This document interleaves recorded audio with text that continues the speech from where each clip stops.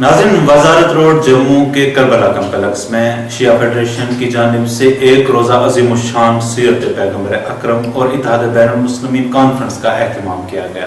اس موقع پر ایران کے سفیر کے علاوہ ہندوستان کے جید علماء کرام اور گیانی حضرات بھی شامل ہوئے، جنہوں نے سیرت رسول اکرم صلی اللہ علیہ وسلم بیان کی۔ آئیے دیکھتے ہیں جموں سے پونچھ آج کے نمائندہ کی یہ رپورٹ۔ اہتمام کیا ہے اور اس میں انٹرفیتھ انٹر ریلیجن بھی ساتھ رکھا ہے، ان کو میری طرف سے دل کی عمیق گہرائیوں سے مبارکباد پیش کرتا ہوں۔ چونکہ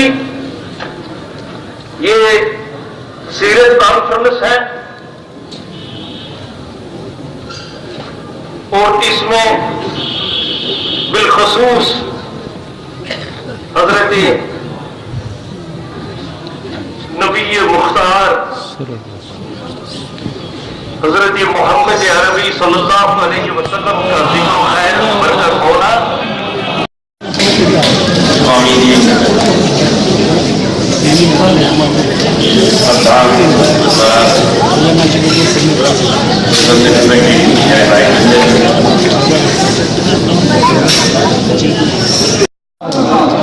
یہی تو سیرت ہے رسول اللہ صلی اللہ علیہ وسلم۔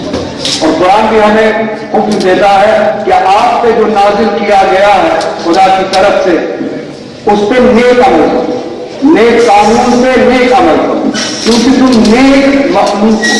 جیسا کہ اس سے پہلے آپ مقرر حضرات نے فرمایا کہ انسان قرآن تعالیٰ کی احسن ترین مخلوق ہے۔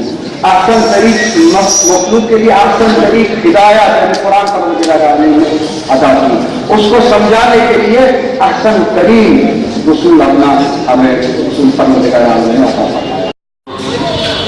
جنیاں بھی شخصیتاں تے پجیاں نے دیشاں ودیشاں تو انہاں ساریاں دا دھنواد کردا ہاں۔ اپنے سارے ساتھی ویر جو اتنے پجے نے اور خاص کر کے عاشق جی دا جنہاں نے اس ایک ناچیز کو بھی یہ موقع بخشیا کہ آپ جی کے درشن کر سکاں۔ آپ بڑی ہی خوشی کی گل ہے کہ انہوں نے ایک سوچ بنائی کہ آج اس منچ کے اتنے ہندو سکھ مسلمان سارے بیٹھ کے ایک گل کر سکن کہ کی کارن ہے۔ میں سویر کو بیٹھا سارے بلاریاں کو سنیا، سارے نے انسانیت کی گل کی، ایک پرماتما کی گل کی، ایک اللہ تعالیٰ کی گل کی۔ پھر کارن کی ہے کہ سارے اندر یہ نفرت کیوں ہے؟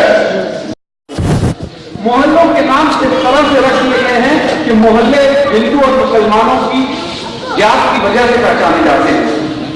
آج اس دور میں امن کا پیغام لے کر یہ حقیر، یہ فقیر، یہ خادم قوم، خادم انسانیت سوامی سارنگ آپ کے سامنے حاضر ہوں۔